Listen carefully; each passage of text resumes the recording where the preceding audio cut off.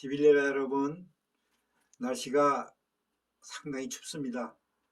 제가 사는 이곳이 남쪽 지방이면서도 그 밀양 그 김해 중간쯤 되는데, 아시는 분들은 아시겠지만 이 삼낭진 골바람이라 그래가지고 바람이 아주 칼바람입니다.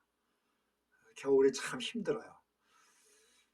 그리고 제가 이 사는 방도 사실 주거 시설로 처음부터 꾸며진 방이 아니고 이제 창고나 뭐 이런 사무실을 개조한 거기 때문에 좀 열악합니다. 조건은. 일반인들은 살기 좀 힘드실 거고, 무슨 자랑은 아니고 내가 명색이 그래도 돈 닦는다고 싸돌아 다니면서 산전 수전 공중전 다 겪은, 그래도 도사니까 이렇게 맞춰서 하는 거죠. 그 자랑은 아닙니다. 그냥 웃자고 한 소리니까. 자, 지난 시간에 의해서 이제 제가 진행하겠는데, 제가 이 원고 없이 이런 걸 진행하다 보니까 정작 중요한 부분을 빼먹을 수도 있겠더라고요. 그래서 제가 생각이 나면은 그때그때 그냥 무작위로 이 집어넣겠습니다. 요게 약간 순서가 좀 혼란스럽더라도 여러분이 이해하시고, 크게 변하는 건 아니니까 중요한 얘기들은 해야 되겠고, 그러니까 이해하세요. 특히 제가 지금 하는 방송 이런 것들은 일반인들이 들으면은 좀 허무맹랑하고, 무슨 뭐 이게 뭐 코미디죠. 근데 신제자들, 이런 돈 닦는 사람들, 막 이런 사람들은 그래도 뭐 도움이 될 만한 얘기들입니다. 그러니까 여러분들이 그걸 감안해서 알아서 들으셔야 돼요. 그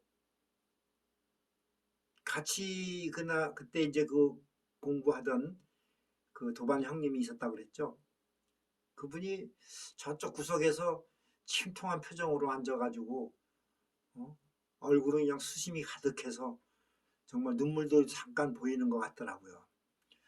그래서 내가 걱정은 되지만 또 주제넘게 가서 뭐 말 붙이기도 그렇고, 그래서 그냥 눈치만 보고 있다가 좀 시간이 흐른 다음에 가서 조용히 조심스럽게 물었어요. 형님 왜 그러십니까? 무슨 일이 있습니까? 그랬더니 아버님 내 말 좀 들어보시게 하면서 나오는 얘기가 참 우스우면서도 참 의미심장한 얘기였어요. 뭐냐면은 이 양반이 요 며칠 전서부터 기도를 하는데 자꾸 그 친할아버지가 나오더라는 거예요.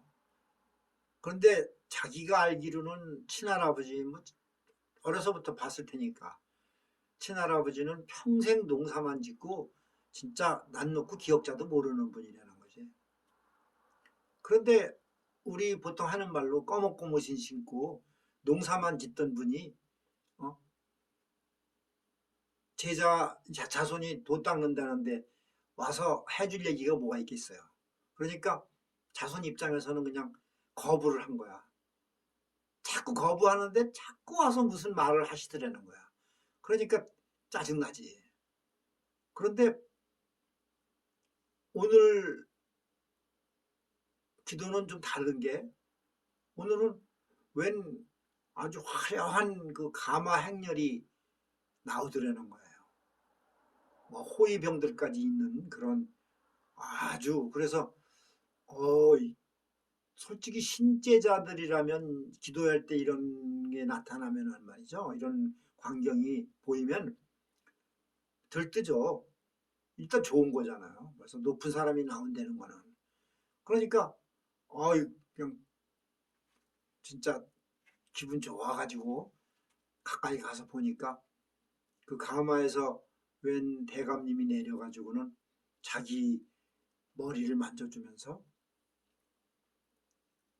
뭐라고 얘기를 하시더래. 그런데 이 양반이 이렇게 머리를 조아리고 정말 그러면서도 힐끔힐끔 보니까 이 이분이 자기 할아버지라는 거야. 그러니까 기가 막힐 노릇이잖아요. 어제까지도 검은 옷 신고 오시던 분이 갑자기 무슨 대감 복장을 하고 이게 말이 되냐고. 그러니까 막 혼란스러운 거야 이제. 할아버지가 하시는 말씀이 이놈아 내가 너한테 가르쳐 줄 게 있는데 네가 자꾸 거부하니까 내가 옷을 바꿔 입고 왔다. 그래드리는 거예요. 기가 막힐 노릇이죠. 지금 이런 내용들은 진짜 일반인들이 이 방송을 시청하면 저는 또라이가 됩니다. 이건 상식적으로 생각할 수 없는 지금 얘기들을 하는 거잖아. 그런데 나는 뭐 애초부터 말씀드렸지만 지금 제가 이런 방송을 하게 된 것은 일단 그 신제자들, 무속신앙에 종사하시는 분들, 그런데 관심이 있는 분들, 이런 분들 위주로 나는 시작을 하는 거 분명히. 그리고 어떤 그 도움을 주기 위해서 또 일반인들이 들어도 하등 나쁠 거 없어. 도움이 되는 거지 다. 결국은 우리 사회생활하고 연관이 있으니까. 그런데 이 지금 영적 세계라는 게 이렇게 좀뭐 신비스럽다고 그래야 되나? 무한한 거예요. 그러니까 이 양반이 땅바닥에 주저앉아서 그냥 자책을 하면서 참 한탄을 하는 거지. 그런데 내가 그분은 수십 년째 돌을 닦는 분이고 나는 이제 한 달 남짓 된 정말 신입생 왕초보라고. 그런데 그 양반이 자존심을 접고 나한테 그런 그 신세 타령을 하소연을 하게 한다는 것은 나한테 하는 게 아니에요. 저번 시간에도 내가 얘기를 했을 것 같은데 나의 어떤 영적 그 보호령이나 스승한테 얘기를 하는 거예요. 사실은. 그렇게 이해를 하시면 돼요. 그런데 그 순간에 내가 머리에 뭔가가 탁 오더라고요. 내가 뭘 알아요. 초보자가. 그런데 그냥 말이 나오더라고. 나도 알지 못할 어떤 그 힘에 의해서 나오는 거야. 형님, 제 생각은 좀 다릅니다. 그랬더니 이 양반이 눈이 커져가지고 내 손을 턱 잡으면서 아우님 말씀해 보시게.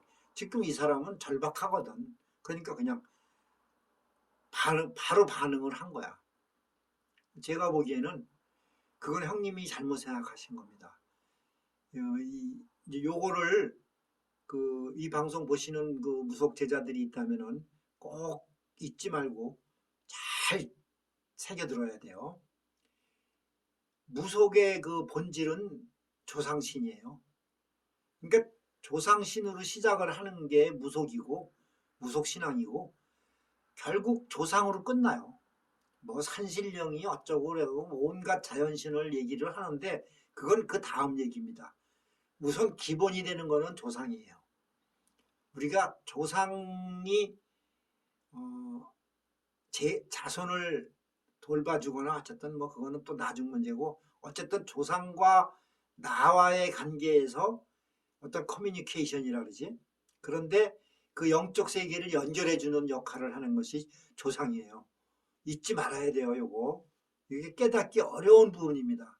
사람들은 그 무속제자들은 그냥 처음부터 뭐 산신령이 어떻고 옥황상제가 어떻고 이런 그런 큰 자연신만을 갈구하는데 아닙니다.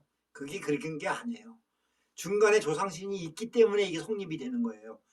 잊으시면 안 돼요. 그런데 형님이 생각하는 것처럼 형님의 그 할아버지는 살아생전에는 농사만 짓고 했지만 그분은 사후에 그 영적 세계에서는 자기 지은 그 살았을 때 그 업장 같은 그런 것들을 업보나 모든 거를 종합해서 그분의 위치가 정해지는 거거든. 그런데 어쨌든 착하게 살았잖아요. 그 할아버지가. 남한테 해코지 안 하고 착실하게 살았던 거야. 서민으로서. 그런데 그 할아버지가 사후에는 어느 위치가 된 거예요. 그럼 그 할아버지가 내가 내 자손을 지금 저 자손이 저렇게 막 산천을 또 싸돌아다니면서 저렇게 고생을 하는데 도움을 주고 싶은데 내가 배운 건 없잖아. 할아버지 입장에서는. 그러니까 할아버지가 가교 역할을 하기 위해서 중간 역할을 애를 쓰시는 거예요. 이 부분이 굉장히 중요한 부분입니다. 그러니까 여러분들도 혹시 조상님들, 내가 알고 있는 조상, 농사짓던 할아버지, 할머니, 뭐 장사하던 할머니, 누가 오시든 절대 무시하고 그 옛날 살았을 때를 비교해서 연상해서 단정을 지면 큰일 나요. 그게 아닙니다. 그래서 내가 이런 얘기들을 이제 하니까 나도 모르게 이런 말들이 나온 거예요. 그러면 또 한 가지 얘기할 것은 이런 것을 그 불교에서는 이제 부처님의 방편이라고 하는 거예요. 알아듣는 분들은 아실 거예요. 방편이 뭔가. 제자를 깨우치기 위해서 어떤 그 계기를 만드는 거를 방편이라고 그래요. 그러니까 뭐 옛날에 수양대군 세조가 피부병으로 고생하다가 태백산을 찾아갔는데 뭐 동자가 나타나서 뭐 어쩌고 했다는 그런 전설이 있잖아요. 그 문수 동자가 나타났던 건데 그때 그 동자가 부처님이 화한 그렇게 변장을 하고 온 거야. 쉽게 말해서 어떤 가르침을 준 거지. 또 무학대사가 이시조선 그 이제 왕도 수도를 왕궁을 짓기 위해서 막 돌아다녔잖아. 그 풍수지리의 전문가가 서울 왕십리에서 응?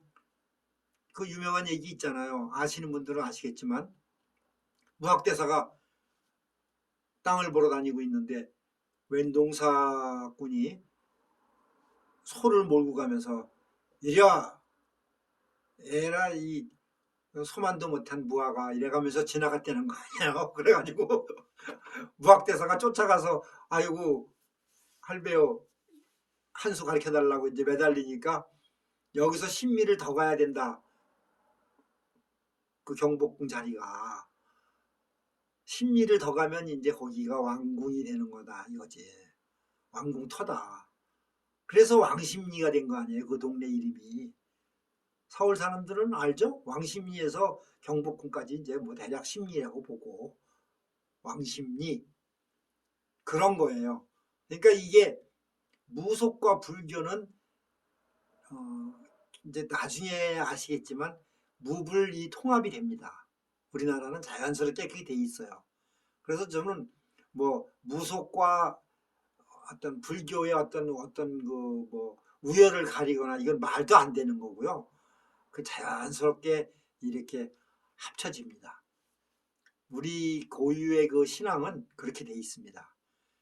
그러니까 내가 이제 그렇게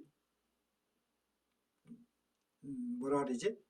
방편이 된 거지. 그래갖고 내가 그 형님한테 가르침을 준 거야.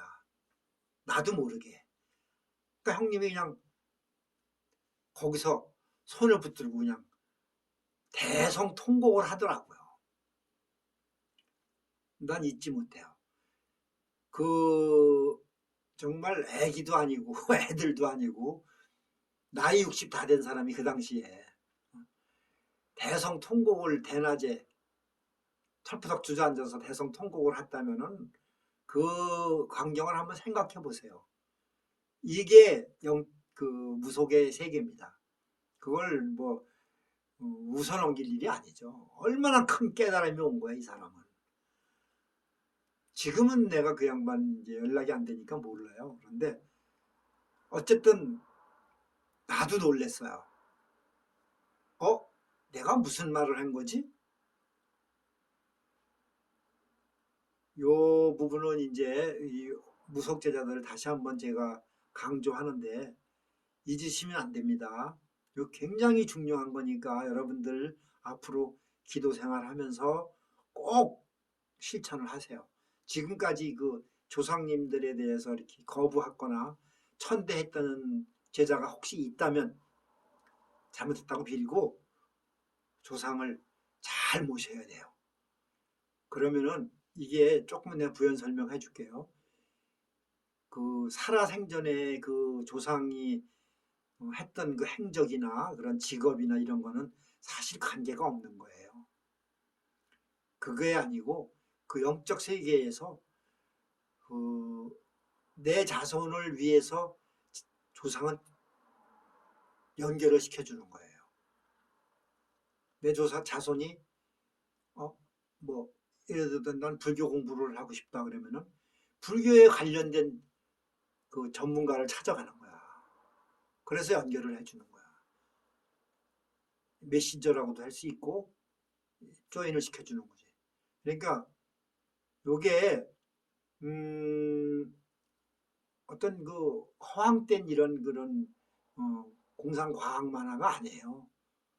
요거를 잘 이해하면 정말 그 가고자 하는 길이 훨씬 짧아집니다. 여러 제자님들 잊지 마시고 또 이제 좀 쉬었다가 다음 얘기 또 할게요. 커피도 한잔 해야 되고 목이 좀 답답하네요. 자, 이따가 뵐게요.